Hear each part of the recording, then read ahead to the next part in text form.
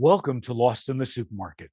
My guest today is Matt Schwartz, the CEO and co-founder of Afresh, an AI technology company that builds solutions specifically for the complexity of fresh food to radically reduce food waste, one of our nation's biggest problems, and multiply grocers' profitability and make fresh, nutrient-dense food accessible for everyone. He started Afresh because his deep experience working in food led him to believe that improving the food system is our single best path to improving human and environmental health. Matt, welcome to Lost in the Supermarket. Thank you. I'm very excited to be here. So I know Afresh is a Series A startup. You're based in the Bay Area. You've got a $100 million valuation. You've raised $32 million in funding.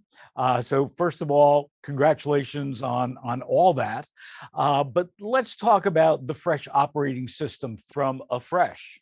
How do you really help grocery stores optimize their ordering, their supply chain, especially now that the supply chain, is broken when it relates to fresh foods?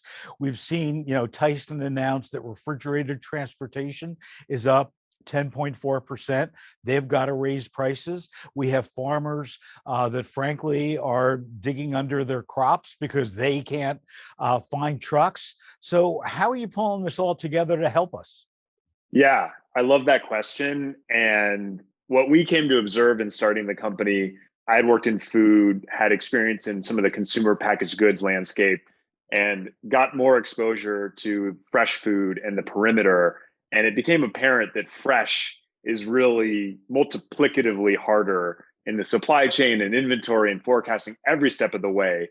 And then to your question, after the pandemic started, it was dialed up even further. And we saw the massive disruption to meat supply and some of the statistics that you're talking about. So from a foundational perspective, the first part was just to get a handle around store operations ordering for fresh food, agnostic of are we in a pandemic or not. And the first thing we did was focus on store ordering. So believe it or not, in 2020, I guess 2017, when we started the company, the status quo for ordering perishables in a supermarket was still to employ pen and paper, and if not pen and paper, to override some kind of other system using manual judgment, human judgment of a produce manager or meat manager. And so the first product we built within our product portfolio, which is evolving into the fresh operating system, was a store level ordering solution built specifically for produce. I'll pause there, but can get more into the fresh operating system. But that was really the first starting point was, can we inject technology to optimize store level ordering for fresh food? So when we look at produce in particular, it has one of the highest waste factors. You have managers, as you've said, to this day that are using pencil and paper and keeping their fingers crossed that they have some idea what to order for the consumer or what they're going to get.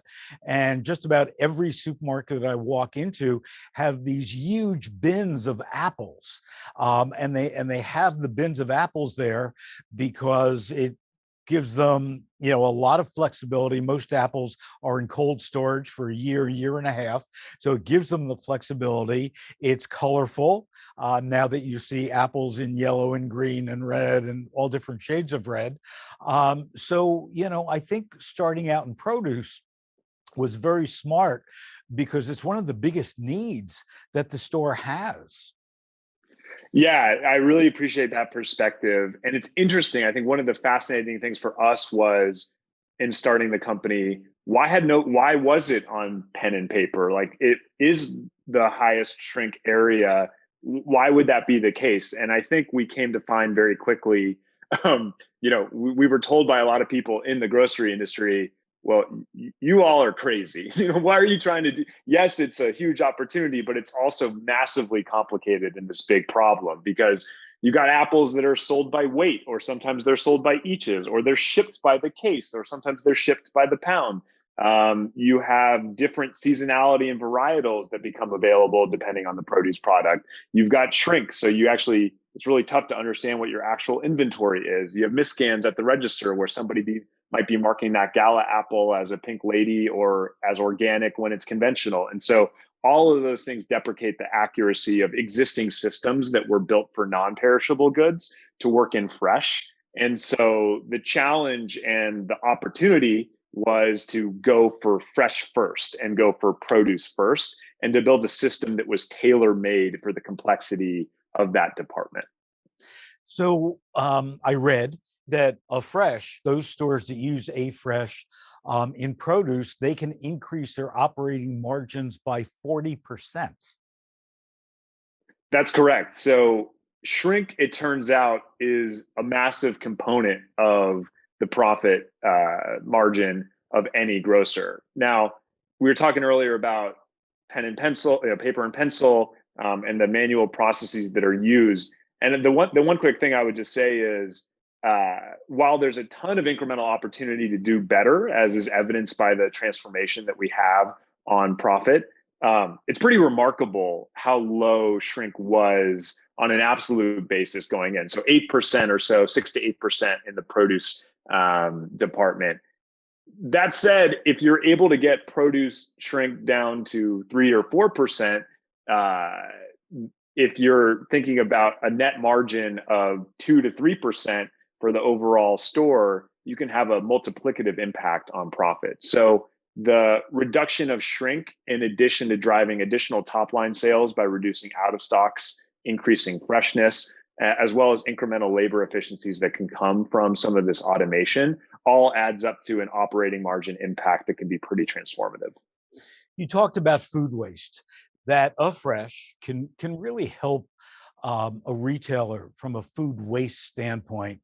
And as I said, it's one of the biggest problems that we have. And now, as we look at climate change, we look at wildfires in the northwest, sorry, part of the country, destroying farms, hurricanes. I mean, we have to change the way that we grow our food and where we grow our food, number one, and then, get food waste under control.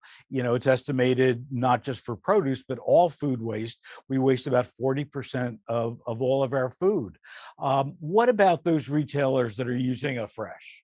How are they mitigating food waste, and have any numbers you could share with us? Yeah. In addition to all of the issues you were talking about with climate and the impact there, the other dynamic is that our population of people is growing from something over 7 billion to, some people say, 10 to 11 billion by 2050. So there are just a lot more mouths to feed across the world, in addition to a challenging environment set of issues when it comes to yields and how much food we can grow and things like this, and a limitation on the amount of arable land that's on the planet. So it's a big deal to get more efficient with how much food we throw away versus how much food is grown and how much needs to be eaten. Specifically, to answer your question, retailers using Afresh have seen 25% or higher reductions to their shrink from a baseline perspective. And that's not on a subset or optimistic selection that's cherry picked of specific items. It's a departmental impact of before and after coming into their stores. And that's driven again through this initial intervention and the broader set of interventions we build, but starting with store level ordering, which is quite simply, if right now I'm guessing that I need 10 cases of bananas to order and I can order 9, it sounds like a minor shift, but across 1,000 items in every store, ordering every day across hundreds and then thousands of stores, it adds up to being a remarkable reduction in the amount of food that's wasted on a day-to-day basis. So when we look at Afresh and we talk about the AI that's involved, the technology that's involved, you mentioned I might be able to buy 9 bananas instead of 10 bananas. What kind of predictive nature do retailers get from using Afresh? I'll talk about the predictive nature, like the underlying skill set. And AI is one of the core competencies for us as an organization, starting from Stanford. Actually, our CTO is PhD in AI from Stanford, and now has become a professor at Cornell Tech teaching AI. So at the absolute bleeding edge of what's possible with this technology. I actually think about that as just one component, though, in a broader set of capabilities that's required to drive real impact. Because at the end of the day, you can create a beautiful demand forecast and have that out in the ether. But grocers operate in the rugged, dynamic, real world where you've got to make real decisions and you've got product moving, flowing in and out, and you've got store teams that have to actually change their behavior to get anything done. And so the AI that we build sits within a workflow that's digitized and used by a produce manager on a tablet, on an iPad, to go about their daily workflow. We get rid of the pen and paper process, replace it with the iPad. It kind of rhymes and resembles their existing workflow, so it's easy to adhere to. And then it employs the AI to drive at that optimization for every item every day. And so what the grocer is getting from an AI perspective is the absolute cutting edge of this technology in forecasting, but also in understanding how many bananas are in the store from an inventory perspective, which is a huge challenge. And then the wrapper of inventory, forecast, case capacity, when the trucks are coming in, all of these other dynamics that lead to an optimal order of 9 versus 10 versus 12 cases of bananas that I'm going to order every day. I know that you work with big box stores, club stores, small retailers, big retailers. What's the one biggest challenge that you have when you go into a store and you expose them to this? And what are the questions that they have? What's that one guy who's been in the produce department for 40 years, who loves his pen and paper, and he's going to give you a hard time and try to convince everybody else not to listen to Yeah. you? That's why I speak to, kind of this app and this intentionality around user design as being so critical. We focus a lot on that, and we have to make the system usable by the 40-year veteran, older, more experienced produce manager, as well as the backup night clerk or whoever, is handling the produce department while the veteran is on vacation for that day. And that's increasingly a challenge with labor issues in the grocery industry and every industry in retail. And so I think, one of the biggest challenges we have is that historically was a challenge was driving that adherence, that adoption, that belief from a varied set of constituents when it comes to experience.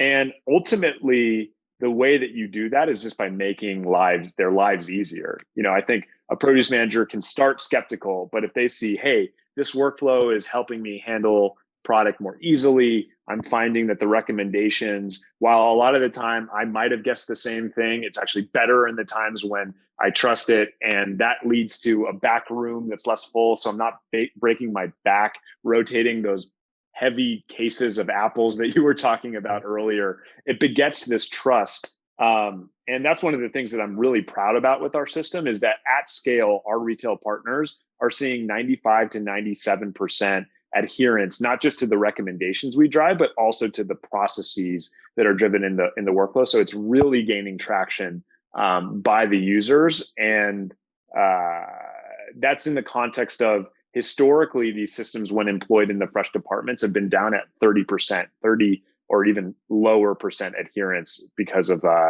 some of that skepticism that you were talking about. So 2 more questions, then I'll let you go because I know you're busy. One, what happens after produce? Where's the next part of the grocery store that you're focused on? So we're going to be covering store-wide fresh. So that means the protein departments, meat and seafood, as well as baked goods, food service, prepared foods, the rest of fresh. I have been coached not to share the explicit timing because I don't want to give away our launches, but I would say look out for that soon. Okay. And last question, I am the CEO of a major supermarket chain. You and I wind up in the same elevator. You got 60 seconds. What's your elevator pitch? The future of your business is fresh. It's the strategic heart and what sets you apart from Amazon and other e-commerce players. At the same time, though, if you were to look at your IT budget, you'd find that almost none of your technology is built to optimize your fresh departments. To win in the 21st century, You need to invest in your fresh departments to innovate there. And at the hardcore elements of your supply chain, your store operations, your merchandising, where they in turn interface with e-commerce, which is the other big future driver of your business, you need a fresh first system to enable you to win and be the best in fresh. And if you invest in fresh and from a technology perspective, that'll mean fresher food for your customers. That's a competitive advantage in the long term, more loyal customers. And from a bottom line impact perspective, the shrink reduction, sales increase, labor efficiencies you'd get from an immediate profit transformation perspective would enable you to demonstrate massive wins to your shareholders and also propel that strategic growth of the future. So I think that I'd love to talk to you about investing in your fresh business and seeing what Fresh First technology can do to transform your company. Matt, what you're doing is important. It's well thought out, well articulated. Thanks so much for joining us today on Lost in the Supermarket. Thank you. That's very kind of you, and I'm very grateful for the opportunity to chat.